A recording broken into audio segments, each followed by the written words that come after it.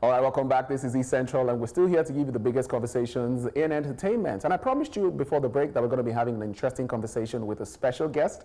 And yes, today we're going to be highlighting the vital role dance plays in the entertainment industry, from viral social media choreographies to iconic performances that shape concerts, films, and award shows. As a universal language, dance helps artists express identity, emotions, and powerful stories without words. And who better to have this conversation with me than the dance queen herself? Ladies and gentlemen, Dr. Kaffy. How you doing? Very well, thank you. How are you? I'm good. Thank you for joining us today. We appreciate your time. I see that you're very busy, but hey, you took our time to talk to us. Okay, so let's jump right into it quickly. So, how would you describe the unique power of dance to connect people across cultures and generations? Because you are the person, you've been in the forefront of this process. How would you describe it? I'll describe it as, since humanity vibes off each other through communication, dance is a vital communication tool. And just looking at it from that perspective alone, kind of like spotlights it on how far and wide it can be used. Dance is movement in motion, and it also carries the essence of music, rhythm, style, fashion, activity, that's active lifestyle and nature, and also it is used for entertainment, right? And beyond that, because it involves the use of the motor skills of the human body, it also helps with cognitive reasoning, because you have to remember your moves. It also helps with muscle coordination, and so many more areas with which dance is vast in its essence when it is used. So one of my key goals in life is for people to see. We remove the myopic lens that they used to see dance and see it for what it's really about. Yeah. All right, great stuff. Thanks for clarifying. But Kaffy, you've been doing this this journey has been since 1999, if I should say. How would you say dance has evolved in Nigeria and on global entertainment? How would you say has evolved since that time to 2025? Yes, it has really been a very bumpy journey. First of all, essentially, as Africans, dance is already part of our culture. And the fact that we have different kind of cultural diversity, it's expressed within the dance. The dance also have different cultural expressions as well. So it's quite that. And because of that, it has actually piggybacked on the growth of the music industry. Because dance found a vast place for itself within that.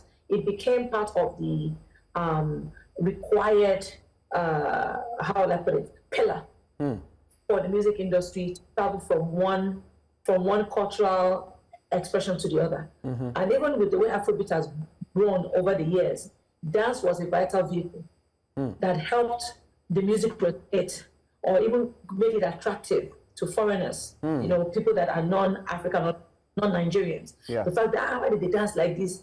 Because of that dance intrigued white people, intrigued the Westerners, intrigued people in Korea, Asia, India, all over the world. And I would say what is majorly responsible for the growth has been, number one, the music industry.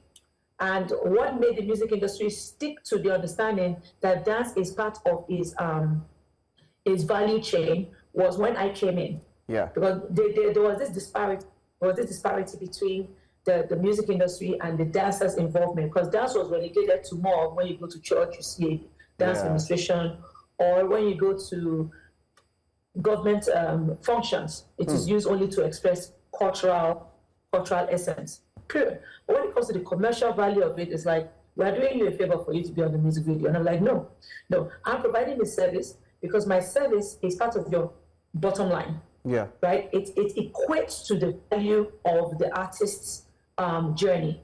And they didn't understand that. So it was an ignorance situation. It wasn't a fact problem. It was an ignorance problem. But when I was able to prove it by being in music videos, and those music videos got a lot of rotation. You guys are in the broadcast, you know how much airtime. Yes. How valuable airtime and air. So imagine an artist who probably didn't have more than maybe a certain amount of money to pay to get rotation, but because the content is in demand by itself, yes. based off the fact that it's something that people are what make them engaged, the TV station do not need to, they didn't need to pay for anything for them to continue to rotate that content because people were asking for it. And that was where I was able to key in the value chain that dance brought onto the game. That you see, you are spending less in promotion because you've used a particular tool to increase or 10x your exposure. So under exposure, dance helped the music get more exposed, through that journey. And that is where they started agreeing that, okay, we're blessed, this dance. It's working for us. Yeah. But we're not only doing them a favor, but they're actually doing us a favor because it is a tool for promotion. And that is how it started escalating. Let's not forget that the second aspect that makes the music, that sustain the music industry is the shows. So when you have the comedy shows, the TV shows, the concerts, you're not just going to come and watch the artist. You want to watch P Square. Do you want to watch P Square by themselves? You want to watch P Square. You want to see the whole drama that P Square puts in the music video. You want to see live on stage, right? Yeah. So that's another value that dance had to prove itself. So, and dance has a way of just connecting without a language barrier. Interesting. And those are the factors that has helped it to grow. Yeah. Right. And because the value was growing, more practitioners, more people started believing in the idea that, oh, I can dance and it can be a sustainable business. Oh, I can dance and I can earn. I can dance and there's security.